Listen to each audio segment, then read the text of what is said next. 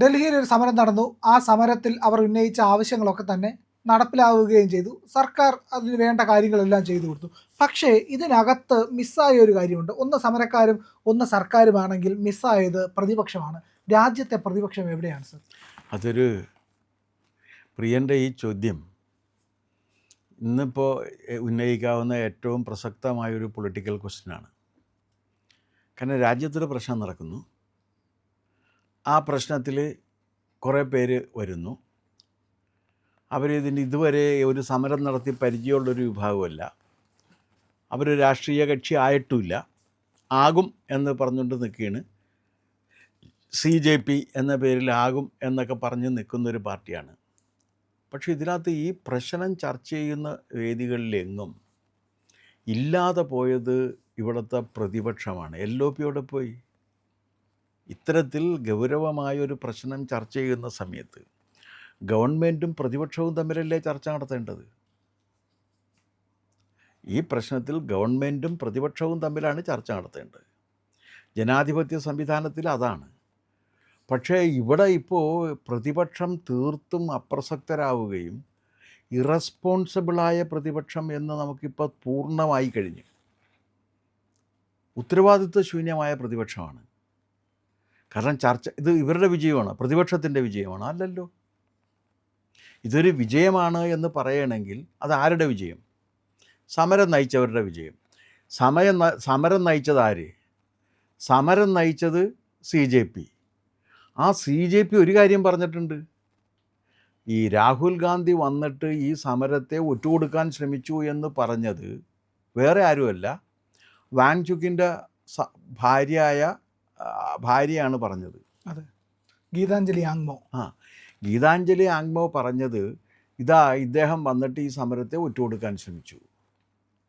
അപ്പോൾ പ്രതിപക്ഷത്തെ ഞങ്ങൾ ഈ സമരത്തിൽ പങ്കെടുപ്പിക്കുന്നില്ല എന്ന് പറഞ്ഞു. അങ്ങനെ പങ്കെടുപ്പിക്കുന്നില്ല എന്ന് പ്രതിപക്ഷത്തെ അവിടെ പോയ പ്രതിപക്ഷ നേതാക്കളൊക്കെ ആണെങ്കിൽ അവഹേളിതരായിട്ട് അവിടെ നിന്ന് തിരിച്ചു പോരേണ്ടി വന്നു. അത് കഴിഞ്ഞിട്ട് ചെയ്തത് എന്താണ്? മല്ലികാർജുന ഖാർഗെയുടെ ജന്മദിനം ആഘോഷിക്കാൻ വേണ്ടി കുറച്ച് നേതാക്കൾക്ക് അങ്ങോട്ട് പോകണം എന്ന് പറഞ്ഞ് പെർമിഷൻ മേടിച്ചിട്ട് നേരെ പ്രധാനമന്ത്രിയുടെ വസതിക്ക് മുമ്പിൽ പോയി കുത്തിയിരിക്കുക എന്ന് പറയണ ഇത്രയും ഞാൻ തരംതാണുക എന്ന് പറഞ്ഞാൽ അതിനേക്കാൾ വൃത്തികെട്ട ഭാഷയിൽ വേണം അത് പറയാൻ. അത് ചെയ്ത്. പക്ഷെ അവർ ചിത്രത്തിലില്ല. ഇതുപോലെ ദയനീയമായ ഒരവസ്ഥ ഏത് പ്രതിപക്ഷത്തിനുണ്ടായിട്ടുണ്ട്? നിലവിലിപ്പോൾ ഉള്ള പ്രതിപക്ഷം അപ്രസക്തരായി എന്നല്ലേ ഇതിൻ്റെ അർത്ഥം? അതെ, അവർക്ക് അതൊന്നും ചെയ്യാനില്ല. അവർ ഗവൺമെൻറ്റുമായിട്ട് ചർച്ചയില്ല. അവർക്ക് ഈ വിഷയം പാർലമെൻറ്റിൽ ചർച്ച ചെയ്യാൻ തയ്യാറില്ല. പാർലമെൻറ്റിൽ അവർ ഈ വിഷയം ചർച്ച ചെയ്തില്ലല്ലോ. ഒരാഴ്ച ഉണ്ടായിരുന്നു. ആ ഒരാഴ്ചയിൽ ഒരു ദിവസമെങ്കിലും പാർലമെൻറ്റിൽ അവർ ഈ വിഷയം ചർച്ച ചെയ്തോ? ഇല്ല. അവരുമായിട്ട് ഒരു ചർച്ചയും നടന്നില്ല. ചർച്ച നടത്തിയത് 2 കുട്ടികളുമായിട്ടാണ്. ആ കുട്ടികൾക്ക് ഇതിന് മുൻപ് എന്തെങ്കിലും രാഷ്ട്രീയം ഉണ്ടായതായിട്ട് അറിയില്ല. പിന്നെ ഒരു കാര്യം എന്ന് പറഞ്ഞാൽ ഇത്തരത്തിലുള്ള പ്രസ്ഥാനങ്ങളും സമരങ്ങളും ഒക്കെ ഇടയ്ക്കിടയ്ക്കൊക്കെ ഇങ്ങനെ വരാറുണ്ട്. ഇപ്പോൾ ഗുജറാത്തിൽ ഹാർദിക് പട്ടേൽ ഒന്ന് പട്ടേൽമാരുടെ ഇതെല്ലാം വന്ന് ആ സമയത്ത് പറഞ്ഞ് ഇതോടുകൂടി BJPയുടെ കാര്യം പോക്കാണ്, ഇന്ത്യൻ രാഷ്ട്രീയത്തിലൊരു വലിയ താരോദയം ഉണ്ടായിരിക്കുന്നു, ഇനി ഇന്ത്യ മുഴുവൻ ഇത് പടർന്നു കയറാൻ പോകുന്നു എന്ന് പറഞ്ഞ്. ഇന്ത്യ എങ്ങും പടർന്നു കയറിയില്ല. അത് എങ്ങും പടർന്നു കയറാതെ അത് അവസ്തമിച്ചു. അത് കഴിഞ്ഞിട്ട് വെമുല എന്ന് പറയുന്ന ഒരു കക്ഷിയുടെ അത് തെറ്റായിട്ടുള്ള കാര്യം പ്രചരിപ്പിച്ചുകൊണ്ട് ഇതുപോലെ തന്നെ കൊണ്ടുവന്നതാണ്. തെറ്റായിട്ടാണ് കൊണ്ടുവന്നത്. കാരണം വെമുല ശരിക്കും ഷെഡ്യൂൾ കാസ്റ്റ് അല്ല. വെമുല OBC ആണ്. OBCയെ ഷെഡ്യൂൾ കാസ്റ്റ് ആക്കി മാറ്റിക്കൊണ്ടാണ് ആ സമരം വന്നത്. പിന്നെ വന്നത് വേറൊരാളാണ് വന്നത്, ആസാദി എന്നും പറഞ്ഞിട്ടൊരാൾ വന്ന്. അദ്ദേഹത്തിൻ്റെ പേര് കനയ്യ കുമാർ എന്നാണ്. അദ്ദേഹം ഇപ്പോൾ കോൺഗ്രസ്സിലുണ്ടെന്നാണ് പറയണത്. എവിടെയുണ്ടെന്ന് ആർക്കും അറിയില്ല. ഇന്ന് അദ്ദേഹത്തിൻ്റെ ഏറ്റവും പുതിയൊരു വാർത്ത ഇന്ന് കണ്ടത് എന്താണെന്ന് വെച്ച് കഴിഞ്ഞാൽ, അദ്ദേഹം കേരള ഹൗസിൽ ചെന്നിട്ട് അദ്ദേഹത്തിന് മുറി കൊടുത്തില്ല കേരള ഹൗസുകാർ. അത് കാരണം അദ്ദേഹം അവിടുത്തെ കമ്മീഷണറുമായിട്ട് ശണ്ട കൂടി കമ്മീഷണർ പോലീസിനെ വിളിച്ചിട്ട് അദ്ദേഹത്തെ അറസ്റ്റ് ചെയ്യിപ്പിച്ചു. കമ്മീഷണർ അറസ്റ്റ് ചെയ്യിപ്പിക്കാൻ കാരണമുണ്ട്. ഇദ്ദേഹം ശണ്ട കൂടിക്കൊണ്ടിരിക്കുന്ന സന്ദർഭത്തിലാണ് അവിടെ ഗവർണർ ചെല്ലുന്നത്. അപ്പോൾ ഗവർണർ ചെല്ലുന്ന സമയത്ത് ഈ ശണ്ടയും പ്രശ്നങ്ങളും ഉണ്ടെങ്കിൽ ഇഷ്യൂ ആണ്, ഗവർണറുടെ സെക്യൂരിറ്റിയെ ബാധിക്കും. അപ്പോൾ നേരെ ഡൽഹി പോലീസിനെ വിളിച്ചു പറഞ്ഞ് ഡൽഹി പോലീസ് വന്ന് ഇദ്ദേഹത്തെ പൊക്കി കൊണ്ടുപോയി. അദ്ദേഹം ഒരു കാലത്ത് മറ്റേ എന്താണ് വിപ്ലവത്തിൻ്റെ ശുക്രനക്ഷത്രമായിരുന്നു. CPIക്കാർ അദ്ദേഹത്തെ ഹൃദയപൂർവ്വം ആലിംഗനം ചെയ്ത് സ്വീകരിച്ചു. പക്ഷേ അദ്ദേഹം അതെല്ലാം വിട്ട് കോൺഗ്രസ്സിൽ പോയി. കോൺഗ്രസിൻ്റെ വർക്കിംഗ് കമ്മിറ്റിയിലുണ്ടെന്നാണ് ഇപ്പോൾ പറയപ്പെടുന്നത്. പിന്നെ കോൺഗ്രസിൻ്റെ വർക്കിംഗ് കമ്മിറ്റിയിൽ ഇപ്പോൾ ഉണ്ടായിട്ട് വലിയ കാര്യമൊന്നുമില്ല എന്നുള്ള കാര്യം പലവട്ടം പറഞ്ഞിട്ടുമുണ്ട്. അപ്പോൾ അത് ആണ് അദ്ദേഹത്തിൻ്റെ ഒരവസ്ഥ. ഇങ്ങനെ ഇടക്കിടക്ക് വരുന്ന ഈ എന്തിനേറെ പറയുന്നു അണ്ണാ ഹസാരയുടെ നിഴൽ പറ്റി നിന്നുകൊണ്ട് വന്നതാണ് അരവിന്ദ് കെജ്രിവാൾ. അല്ല, ഈ കെജ്രിവാൾ, അരവിന്ദ് കെജ്രിവാൾ. കെജ്രി എവിടെ പോയി? അപ്പോൾ അതുകൊണ്ട് ഇത്തരത്തിലുള്ള കാര്യങ്ങളൊക്കെ ഇടയ്ക്ക് വരുന്നത് പലപ്പോഴും നമ്മുടെ സാമ്പ്രദായികമായ രാഷ്ട്രീയ പ്രവർത്തനം ഇത്തരം കാര്യങ്ങൾ അഡ്രസ്സ് ചെയ്യാൻ വിസമ്മതിക്കുമ്പോഴാണ്. ഞാൻ ഒരു കാര്യം ചോദിക്കട്ടെ, ഈ വിദ്യാർത്ഥികൾക്ക് ഈ പ്രശ്നം വന്ന സമയത്ത് ഒരു കോക്രോച്ച് അല്ലല്ലോ വരേണ്ടത്. ഇവിടുത്തെ പ്രതിപക്ഷം തന്നെ ഉന്നയിക്കേണ്ട വിഷയങ്ങളല്ലേ അതല്ല. വിദ്യാർത്ഥി സംഘടനകളുണ്ടല്ലോ, അവരൊക്കെ എന്ത് ചെയ്ത്? ഈ വിദ്യാർത്ഥി സംഘടനകൾക്ക് ഒന്നും ചെയ്യാൻ കഴിയാതെ വരുന്ന സമയത്ത് വേറൊരു കക്ഷികൾ വരെയാണ്. അപ്പോൾ അത് സത്യം പറഞ്ഞു കഴിഞ്ഞാൽ ഇത് പ്രതിപക്ഷം ഏറ്റെടുക്കുകയും ഇന്ത്യയിലെ വിദ്യാർത്ഥി സമൂഹം ഈ പ്രശ്നം ഏറ്റെടുത്ത് ഇതിന് പരിഹാരം ഉണ്ടാകണമെന്ന് പറയുകയും ഇത് വളരെ ഗൗരവത്തിലെടുക്കണം, ഇത്തരം ഒരു കാര്യം നടക്കുകയാണെങ്കിൽ അതിന് കാര്യങ്ങളൊക്കെ ചിട്ടയോടും ചിട്ടവട്ടത്തോടു കൂടി ചെയ്യണം എന്ന് പറയണ്ടേ?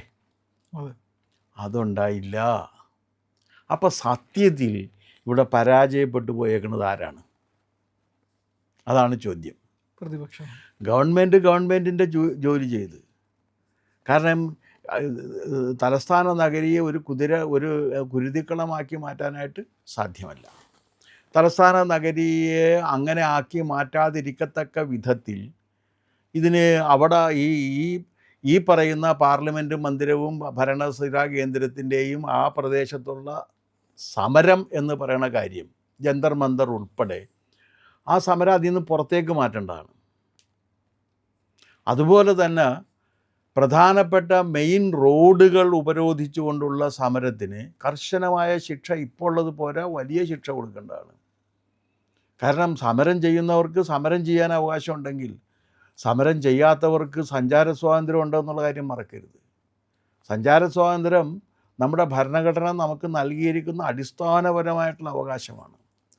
ആ അവകാശം ചോദ്യം ചെയ്യുന്നൊരു വിഭാഗം വന്നു കഴിഞ്ഞാൽ അതിനെതിരെ കർശനമായ നടപടി വേണ്ടതാണ്. അപ്പോൾ ഇതൊരു പാഠം തന്നെയാണ്. ഇതൊരു പാഠമായിട്ടെടുത്തിട്ട് ഭരിക്കുന്നവരെന്താ ചെയ്യേണ്ടതെന്ന് വെച്ചാൽ ഇത് ഭരണസിരാ കേന്ദ്രത്തിൻ്റെ ആ പ്രദേശത്തുള്ള സമരങ്ങൾക്ക് വേറൊരു വേദി കൊടുക്കണം.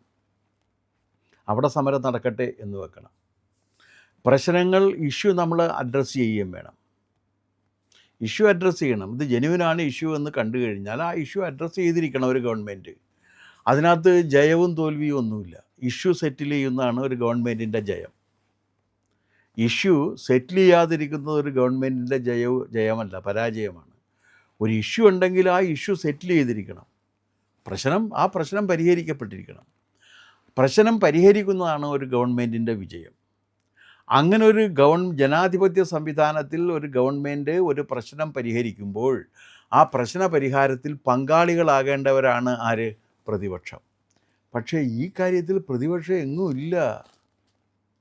ഇവിടെ നിന്ന് 1000 പേരെ കയറ്റിവിട്ടിട്ടുണ്ടെന്നാണ് പറഞ്ഞത്. അവർ ഡൽഹിയിലെത്തുമ്പോഴേക്കും ഇതെല്ലാം കഴിഞ്ഞ് പിന്നെ അവിടെ ഒരു പ്രകടനം നടത്തി പോരണം എന്നായിരിക്കും ഇപ്പോൾ ഉദ്ദേശിക്കുന്നത്. കാരണം ഡൽഹിയിൽ നിന്ന് 1000 പേരെ പോയിട്ട് 10 പേരെ സംഘടിപ്പിക്കാനില്ലാത്ത പാർട്ടിയാണ്. CPMൻ്റെ കാര്യമാണ് ഞാൻ പറയുന്നത്. 10 പേരെ സംഘടിപ്പിക്കാനില്ല. ആ പാർട്ടിയാണ് ഇത് ചെയ്തുകൊണ്ടിരിക്കുന്നത്. അപ്പോൾ ഇതിൽ ഏറ്റവും ദയനീയമായ പരാജയം സംഭവിച്ചിരിക്കുന്നത് പ്രതിപക്ഷത്തിനാണ്. പ്രതിപക്ഷം അപ്രസക്തമായി.